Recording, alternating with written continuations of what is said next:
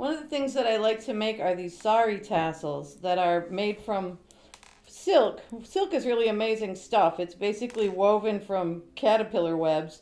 And this silk comes from recycled sari cloth from women in India and Pakistan. It provides a source of income. It's recycling, and it's really colorful and bright. You can order these, and they're super unpredictable in terms of what you're going to get for fabric. But I use these in my jewelry. You can make large ones for a purse tassel or whatever. So it starts out by buying recycled sari silk. It often comes in strands like this that have been stitched together at the edges. I love that these have a story, like that these were part of women's dresses, and these saris have been to weddings and cooked in kitchens and rocked babies, and they have a story behind them. And it's very much like how it works with quilting in the U.S. tradition, where you might have a dress that then you cut up to make an apron after it's damaged, and then cut that up to make some smaller piece, cut things down to make children's clothing. And there are always usable pieces left over. So what I start out with is I want to iron these flat so that it helps me to cut them into strips. So I do a little misting. I have a craft iron. I highly recommend having a designated craft iron. You could pick them up at Goodwill or garage sales, and I usually write craft iron on it in big letters. Because once you use an iron for batik wax or dye or other projects, you really don't want to accidentally grab it for your clothing. So I start out by ironing these flat. And then these will be the long strips that I cut. It's all different kinds of silk. It's all different thicknesses of silk. Silk is a natural material. It's basically a protein material, and it dyes really well. You can buy strips of this that have been dyed in color families. You can get thicker or thinner. Do make sure if you're purchasing it though, that you purchase silk that the money's actually going to the women whose silk this was. You can buy these from companies that are buying directly from women in Afghanistan, India, and other places where women wear saris, Indonesia. Okay, so step one is to iron these strips, and then we're going to cut them into thinner strips. So because of the nature of recycled material, these are all going to be a little bit different. It's thicker and thinner silk. Some get stiffer when they're ironed. Some of these are literally just shredding apart. They're so soft. But really, for the purpose of the tassels, some of that shred and the threads and the tattered look is kind of what you're looking for. I've learned not to overthink colors. Saris in general aren't matchy-matchy, and they sometimes are colors that we would never put together. But somehow, no matter what they are, when they're all together in a tassel, it's almost like the more random they are, the better. So this is a cutting board. I have a cutter. You can totally do this with a pair of scissors if you want to, but it's faster for the purpose of showing you. I'm just going to cut these into strips about the width of my little finger. And I want to have lengths that I can decide on later. Sometimes if there's a piece that's damaged, I just avoid it. But when you cut these into this sort of strandy stuff, sometimes when I have time, I'll just cut a whole bunch and then put them, organize them by color into little containers, so I can grab them later. So I'm not being super picky about the length of these or about the width of these. This isn't an exact science. After they're ironed, they tend to be nice and stiff. They're a little too stiff for what we want to do with them, and I'll show you the process afterward of how we make these rounder and how we make them more like a thread.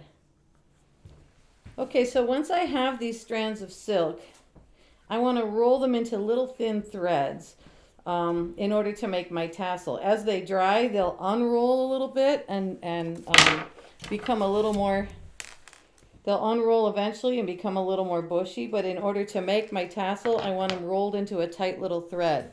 So I usually give them a little spray. And to be honest, the best way to do this is on the leg of your jeans, but in order to demonstrate it, I'm going to do it here on this board. I just try to start curling up that edge, and I'm going to roll it as thin as I can. And again, that's not what the permanent look is going to be, but makes it manageable enough that I can get it into a tassel shape. So I get it a little bit damp on the sides. One thing to be aware of is that some of the silk is not color fast, and it's important to know if you're using anything that might go on jewelry or be in contact with clothing. You want to make sure that things don't bleed, that some of the reds, for example, might bleed color. And so working with a little bit of water in the beginning gives you an idea if you have any of those that are going to be problematic. And you'll want to use anything that isn't color fast on a surface that it won't matter, that it's not going to be waterproof or that it might bleed color. So if you can't get these guys started, some of them are a little stiffer. I can also do this and roll it between my palms.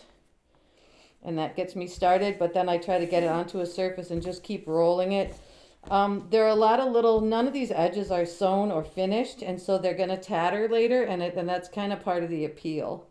But while we're working for them, it's nice to have them be in these thin little strands.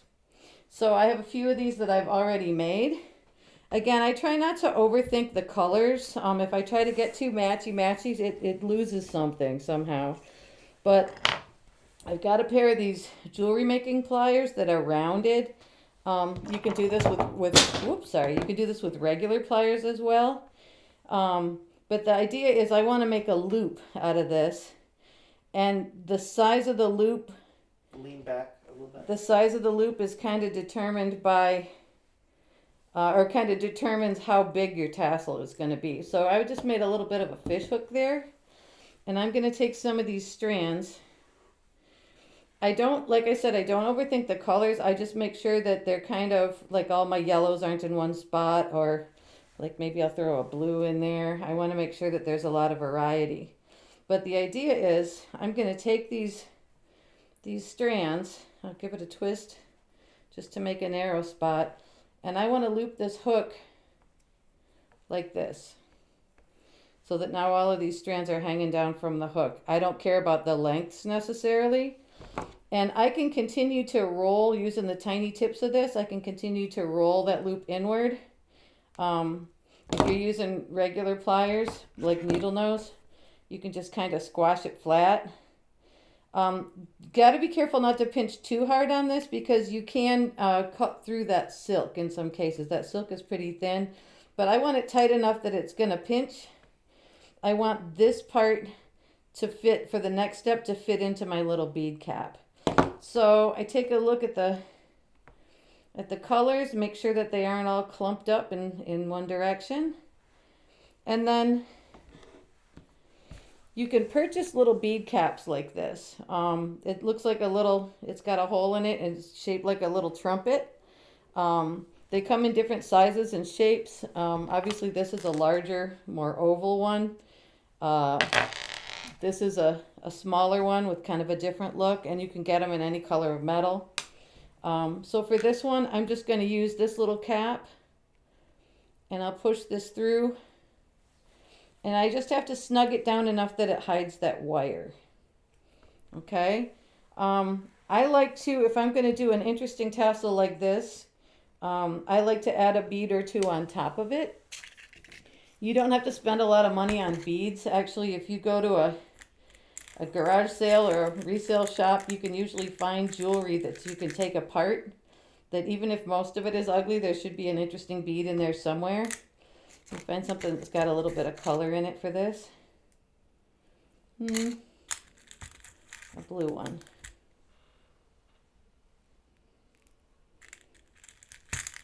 Or not.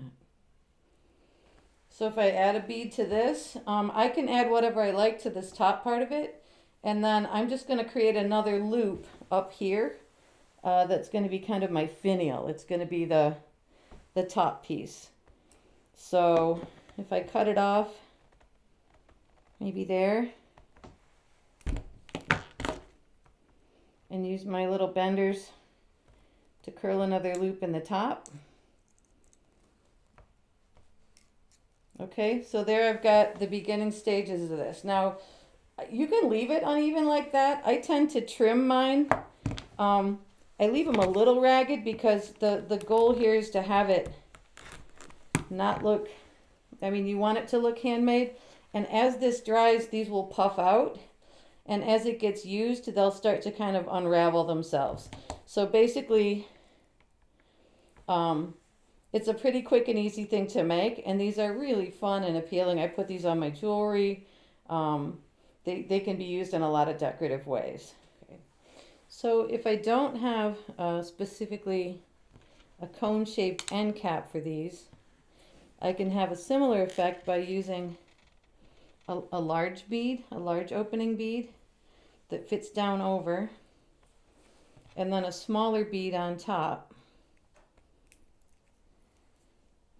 And I get that same effect. I get that same kind of an end cap look. I can do this same thing using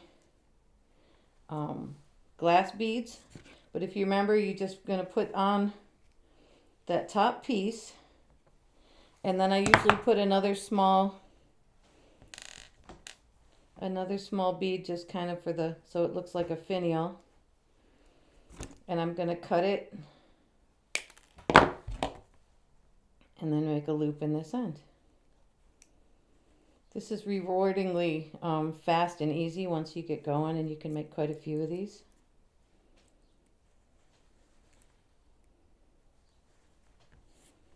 All right, so there we have another.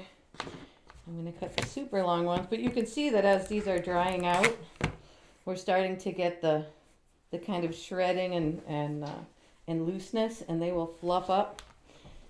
So you want to work with them when they're wet and narrow, and then sort of let them poof out again when they dry.